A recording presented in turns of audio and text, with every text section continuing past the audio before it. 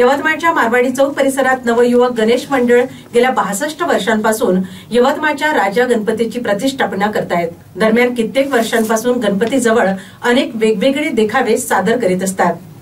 यंदा मात्र स्वप्नों का महल देखावा सादर केला असून देखावा पाहण्यासाठी भक्तांनी मोठी गर्दी केली आहे। यवतमाळच्या राजा म्हणून ओळखल्या जाणाऱ्या नवयुवक गणेश मंडळाने नवनवीन देखाव्यासाठीही हा गणपती ओळखला जातो। यावर्षी स्वप्नों का महल प्रतिकृती तयार करण्यात आली। याच्या आत गणपतीची मूर्ती विराजमान केली आहे।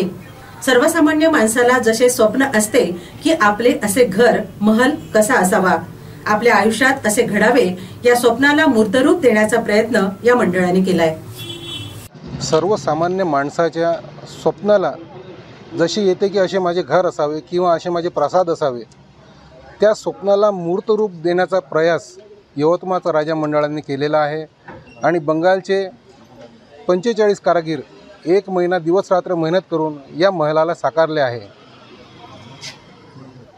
हा 1964 साली स्थापन झालेला आहे।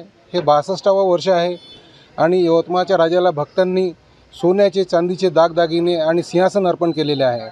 यवतमाळच्या राजाजवळ जे काही आभूषणं आपल्याला दिसतात ती सगळी ओरिजिनल आहे, याच्यात आर्टिफिशियल असं काहीच नाही आहे। आणि समोर महामूषकाची स्थापना केलेली आहे। सगळ्या भक्तांची अशी आस्था आहे की आपण या महामूषकाच्या कानात आपली मनोकामना व्यक्त केली तर ती अवश्य पूर्ण होते। म्हणून भक्तांची रेग खूप असते महामूषकाच्या कानात मनोकामना व्यक्त करण्याची, आणि जर त्यांची मनोकामना पूर्ण झाली तर ते पुढच्या वर्षी येऊन आपली जे मनोकामना केलेली आहे त्याचा मोबदलासुद्धा इथे मंडळा काही ना काही स्वरूपात देतात। असं करूनच यवतमाळचा राजाजवळ आज एवढं मोठं काम चालू आहे। काय नाव?